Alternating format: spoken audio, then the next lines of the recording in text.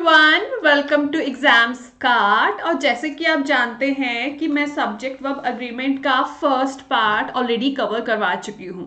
तो अगर आपने फर्स्ट पार्ट नहीं कवर किया है, please do watch that before coming into this one.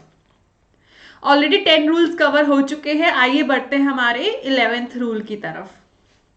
क्या आप जानते हैं, अगर आपको a number of plus plural noun या प्लस प्लूरल प्रोनाउन दिया होता है तो आप प्लूरल वर्ब लेते हैं। Like a number of guest, guest plural pronoun, plural noun है ना। A number of guest were present at the party because a number of is given. But यही अगर आपको the number of cars on the roads is increasing, देखिए अगर आपको the number of plus plural noun और pronoun अगर दिया हो तो आप सिंगुलर वर्ब लेते हैं। अब मैं चाहूं तो आपको ये रटवा भी सकती हूँ कि ये कारण है। इंग्लिश बहुत लॉजिकल है, जितना मैथ्स लॉजिकल है ना उतना इंग्लिश भी लॉजिकल है। 99% चीजें यहाँ पे लॉजिक पे चलती हैं। क्या कारण है कि a number of plural verb लेता है और the number of singular verb? इसका मैं आपको पर्टिकुलर कारण अगर बताऊं तो देखिए, नंबर जो है यहाँ पे आपका नाउन का काम कर रहा है, नंबर है। नंबर, नंबर्स नहीं यूज किया है। अगर ऐसा लिखा हो नंबर्स ऑफ कार्स तब ऑफकोर्स आर लेना पड़ेगा। तो फर्स्ट रीजन तो ये है कि number is a singular noun, hence it takes singular verb. But ऐसे तो आप कहें कि मैम नंबर भी तो सिंगुलर है, तो इसमें क्यों नहीं ली जाती सिंगुलर वर्ब? इसका कारण मैं आपको बताती हूँ। अगर मैं ऐसे बोल रही हूं Rohit is a boy, a boy, जब हम आर्टिकल ए और एन यूज करते हैं, बिल्कुल हम यूज करते हैं एक को दिखाने के लिए, बट वो अल्टीमेटली पूरी फैमिली को डिनोट करता है। ऐसे बहुत सारे रोहित हैं जो बॉयज हैं, so there are many Rohits who are boys, boys, right. So actually article a जो है इंडिविजुअलिटी को रिफ्लेक्ट करते हुए कलेक्शन, ग्रुप को शो करता है। इस वजह से a number of plural verb लेता है और the number of singular verb लेता है। रूल 2, रूल 12, मैनी के क्या यूसेजेस होंगे?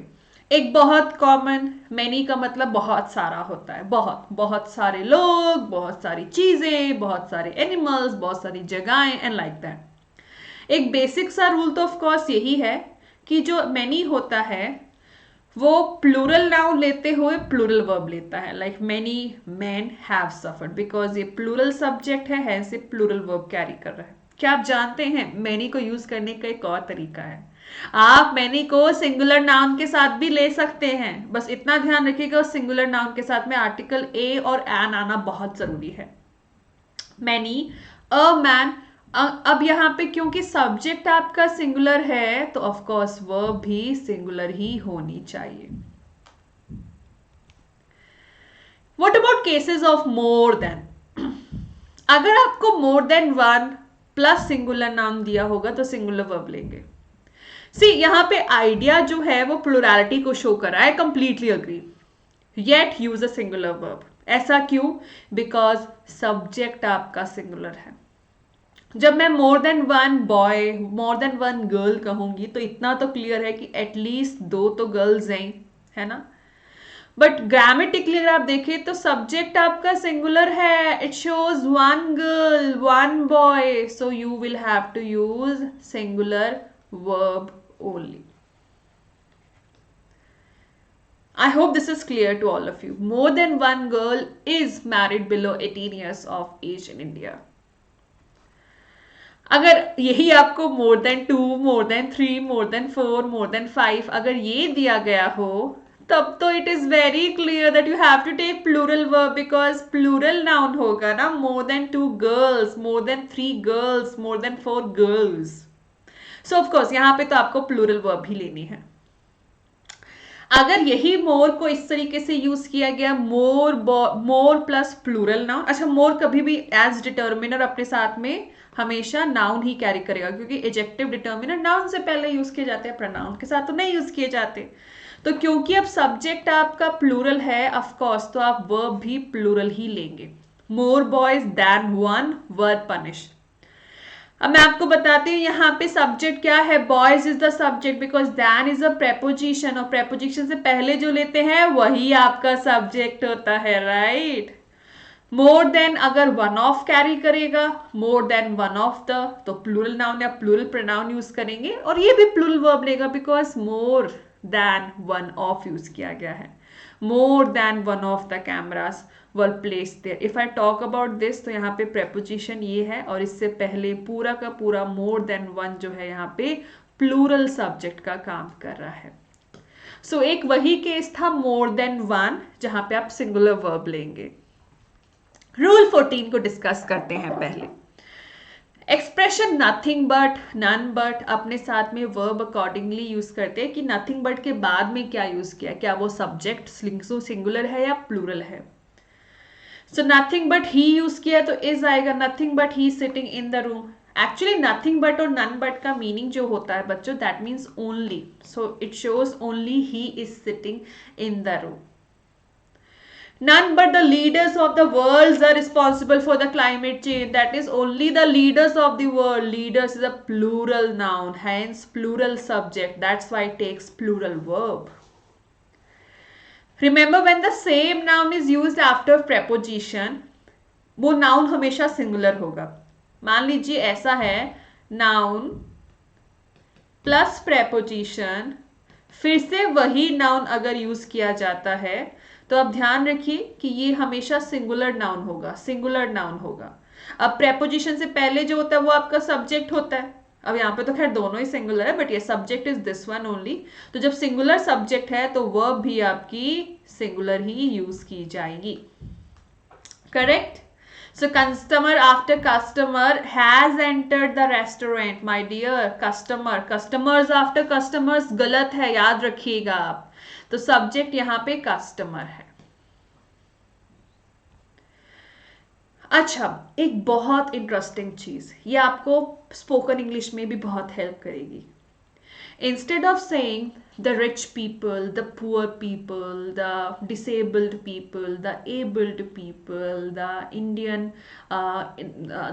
people वगैरह वगैरह, आप सिंपली एजेक्टिव प्लस द भी कर सकते हैं. जब आप एजेक्टिव के साथ में आर्टिकल द यूज करते हैं तो प्लूरल नाउन का ही मतलब होता है. तो instead of saying the rich people, the rich persons, आप बोल सकते हैं सिंपली द रिच. ध्यान रखिए क्योंकि ये प्लूरल नाउन है, since this is plural noun, of course the verb has to be plural here. So the rich are getting richer and the poor are getting poorer. अब देखिए plural verb use की गई है. Why? Because these are plural nouns, plural subjects. The English have ruled the entire world. When I say the English, that doesn't mean English language. I am talking about English men, English people. The disabled are to be helped. Disabled लोगों की मदद करनी चाहिए. Are disabled people use करें तो भी ठीक है, ये भी सही है, ये भी गलत नहीं है. एग्जाम के पॉइंट ऑफ व्यू से आपको पता होना बहुत जरूरी है. अच्छा, what about determiner some, any and all. पहले मैं सम और एनी की बात करती हूँ. ये सम और एनी जो है इतने डाइवर्सिफाइड डिटर्मिनर्स है कि आप इनको काउंटेबल, अनकाउंटेबल किसी के साथ भी यूज कर सकते हैं. जब आप काउंटेबल यूज करें तो सम और एनी को सिंगुलर काउंटेबल, प्लूरल काउंटेबल किसी के साथ भी यूज कर सकते हैं. जैसे मैंने कहा some lady has called you, तो इसका मतलब है कोई महिला ने आपको बुलाया है. But when I say there is some hope that things will improve, इसका मतलब कुछ होप. अब आप देखिए होप जो है यहाँ पे अनकाउंटेबल है तो हमने सिंगुलर वर्ब ली है. ये सिंगुलर काउंटेबल नाउन है तो सिंगुलर वर्ब ली है. And some people find this more difficult than others, तो मतलब अगेन कुछ लोग, बट क्योंकि यहाँ पे प्लूरल नाउन है तो of course we are taking plural verb. Similar चीज आपकी एनी पे भी अप्लाई होगी. Are there any stems, plural countable noun. Hardly any money has left, singular uncountable noun, beg your pardon, it's an uncountable noun, right? It's an uncountable noun. Take any book you like, take any book you like, it is singular countable noun. तो आप देख सकते हैं कैसे हमने any और सम को singular, plural, uncountable सब में यूज किया. ना what about any, sorry what about all. All जो होता है वो काउंटेबल और अनकाउंटेबल दोनों में यूज किया जाता है, बट काउंटेबल में सिर्फ और सिर्फ प्लूरल काउंटेबल में यूज किया जाता है. All boys, all water, all food, all horses are animals but not all animals are horses. Plural countable noun. All wood tends to shrink. Uncountable noun. I hope कि आपको ये समझ में आ रहा है. Now what about whole and entire? Actually all जो होता है वो 100% of all things को show करता है, many things को show करता है, whereas whole and entire 100% of one thing को show करता है. Like I say, listen to me carefully. I ate all the pieces or all the slices of pizza, slices, and I ate the or entire, the whole pizza. The whole band is amazing. Generally the whole या entire जो होता है वो article the carry करता है. अब आप देखिए क्योंकि सिंगुलर नाउन है, hence singular verb. The entire village was destroyed, क्योंकि सिंगुलर नाउन है तो सिंगुलर वर्ब यूज की गई है. बिल्कुल as I said one thing को डिनोट करता है, तो I can't say the whole bands, the entire villages. No, that's wrong. All the band बोल सकते हैं, all the bands, all the villages, वो सही है. अब हम बढ़ते हैं इस पूरे टॉपिक के बहुत ही क्रूशियल पार्ट की तरफ, बहुत ही क्रूशियल सब टॉपिक की तरफ, which is one of.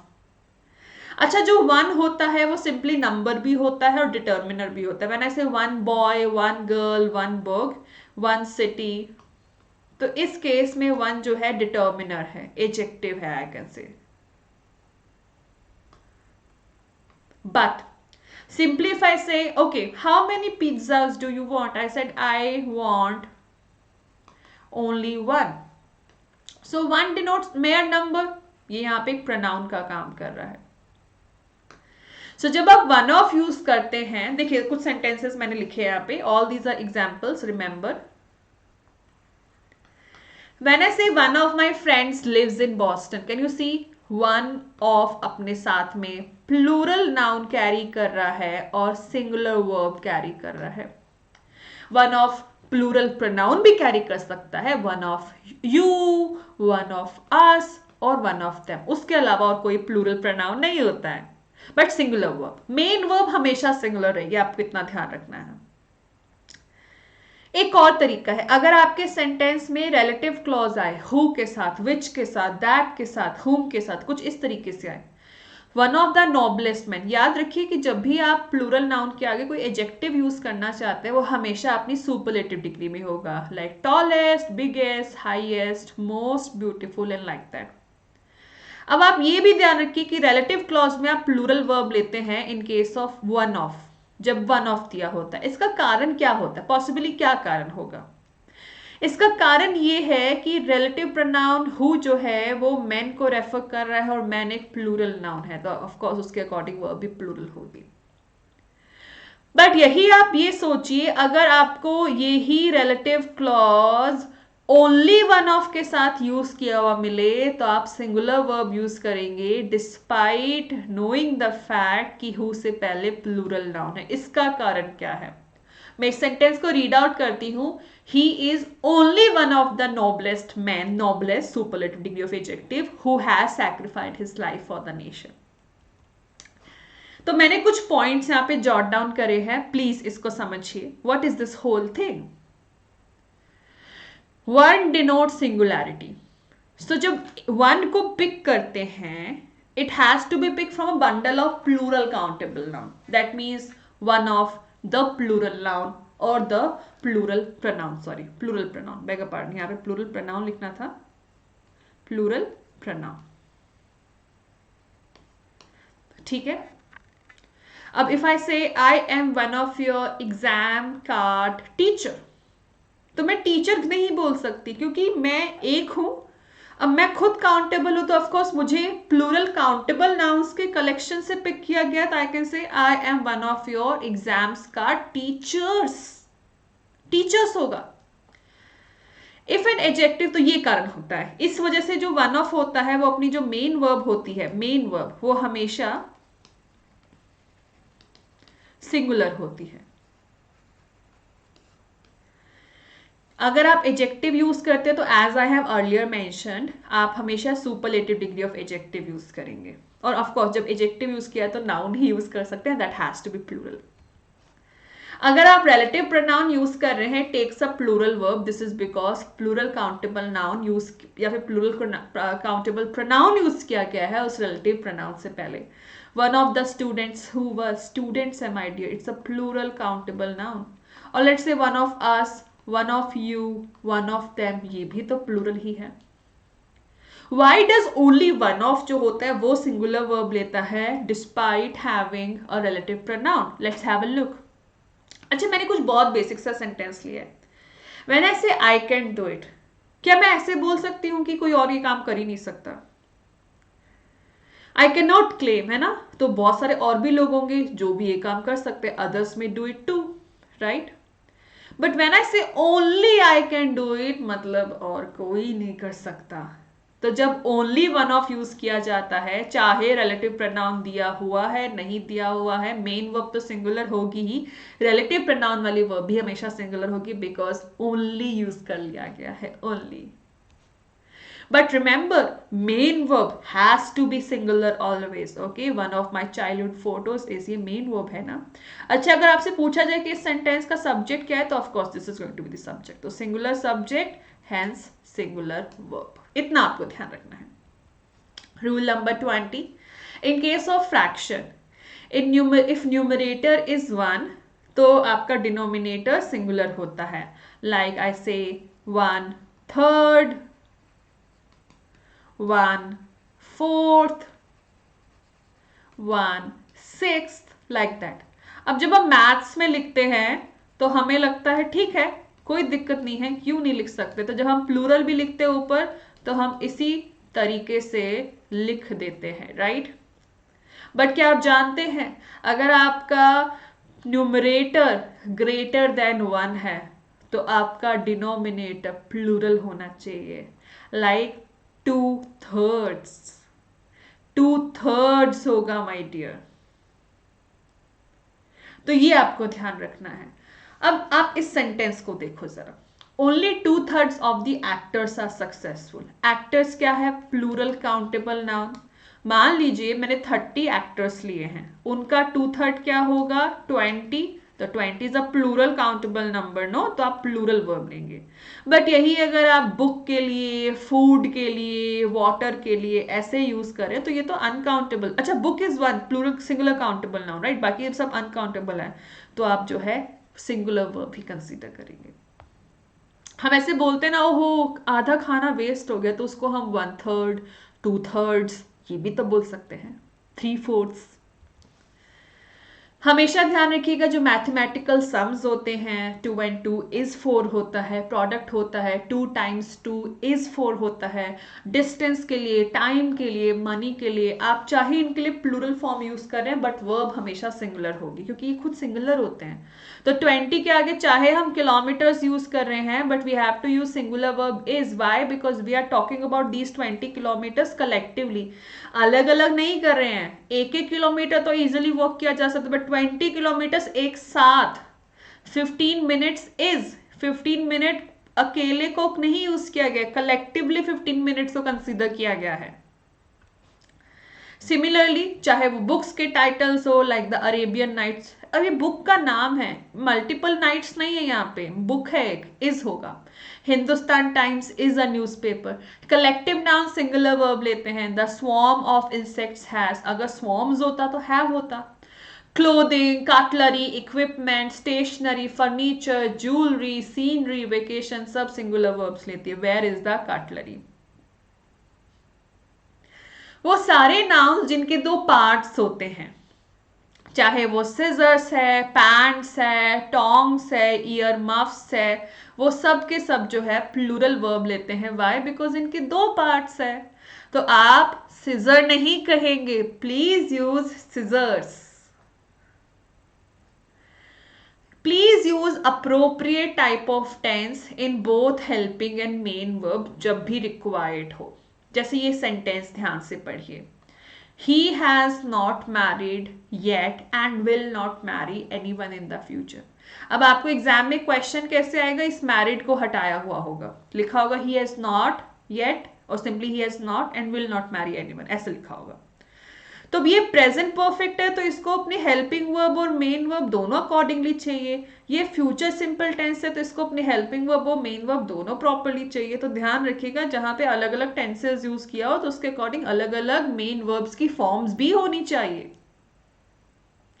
She is kind and her but her sisters are rude. She के साथ इज जरूरी था, सिस्टर्स के साथ आर जरूरी है। अब ये तो टेंस दोनों एक्टिव वॉइस है, बट अगर आपको लेट से एक एक्टिव वॉइस का पार्ट और दूसरा पैसिव वॉइस का पार्ट मिल जाए तो अकॉर्डिंगली इसको भी यूज करें।